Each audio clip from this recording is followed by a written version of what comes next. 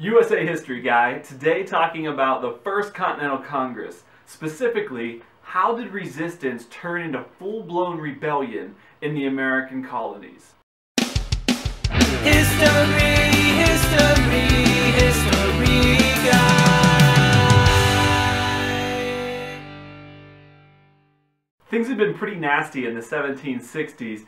If there was a calm before the Revolutionary Storm, it would have been between 1770 and 1773, when the British government, for the most part, pretended they weren't really encroaching on American liberty, and the colonists, for the most part, pretended they didn't really care. Except in Boston. They never pretended like they didn't care. Despite revolutions being pretty spontaneous events, there eventually has to be some level of organization. In order to understand the First Congress of the Continent, you have to know about its precursor, the Committees of Correspondence. And before that, there was something called the Sons of Liberty. A lot of this was coming out of Boston, where Samuel Adams was a key revolutionary leader. The Sons of Liberty did not hope to stop mobs, they just hoped to moderate them a little bit more. Now, the governor of Massachusetts was a guy named Thomas Hutchinson. In 1772, it was announced that he would be collecting his paycheck from the king over in England. That was just one more example of how the colonists were losing direct representation. They didn't even have salary to hold over the governor. Famously, Benjamin Franklin gets involved in the fray with something known as the Hutchinson Letter Affair.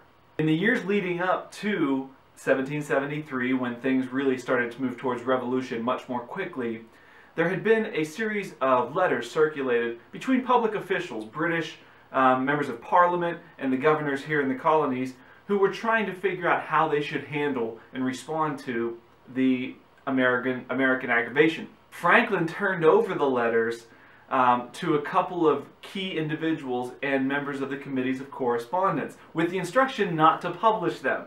But you know how that always works out. It wasn't too long before the colonists all found out about the letters, and Benjamin Franklin was no longer playing both sides. He was clearly a patriot dedicated to freedom and independence. Now, these Committees of Correspondence was how information was shared in the colonial world. It's pretty much their version of Twitter. I mean, they didn't have any other way to virally spread information, but they got organized. It started in Massachusetts, and they were collecting leaders in the towns who could pass information back and forth.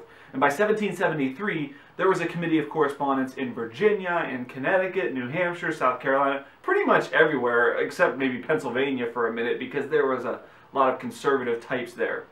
The goal of the Committee of Correspondence was to sniff out the British plot to end American liberty, and to let patriots know where they stood in the coming drawing of sides. The Committees of Correspondence were also responsible for spreading the information about what was happening with the Tea Act in 1773 that eventually led to the Tea Party.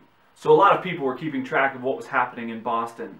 Writing from Virginia, George Washington said, "The cause of Boston is now and will ever be considered the cause of America." So the need for colonial unity was great, and this would eventually lead to the First Continental Congress. The Continental Congress, or First Continental Congress, because there would be a second, was formed in 1774 in Philadelphia. When the 12 colonies came together, the different regions still wanted different things. Many people from the South really hoped to avoid war. They were suggesting things like more boycotts. People from the Mid-Atlantic were kind of in the middle, and they thought maybe there could be some kind of a political compromise. And if you were from the Northeast, especially from Boston, they were pretty much saying, "Get the guns, it's time to prepare for military defense." That first Congress voted to keep the policies of non-consumption of British goods, non-importation of British goods, and to that they added the prohibition of sending colonial exports over to Britain. So this was commercial warfare, is what we were heading into by 1775. They also formed the Committees of Observance and Safety, and kind of like a Big Brother situation, where they wanted to monitor the activity of anybody who might be a potential loyalist. There was a lot of cloak and dagger stuff happening in 1774 throughout the colonies. There was definitely espionage and spying going on. So it was a tense time, and the sanctions against the British made it hard for the people in England, who also wanted to avoid war, to win over any debate in their halls. And there were some. The forces pushing for antagonism and aggression would eventually, of course, win out. So the British leaders decided they could not acknowledge the Continental Congress as legitimate, and for their part, the Congress was organizing a militia. They would get all the local communities prepared with men who were willing to take up arms in a minute's notice, hence the name Minutemen. And we'll see more about them in the next video on the Second Continental Congress. But all this to say that these committees at the local level formed the bond between counties and towns and the revolutionary government as colonial unity was forging and American identity was being created.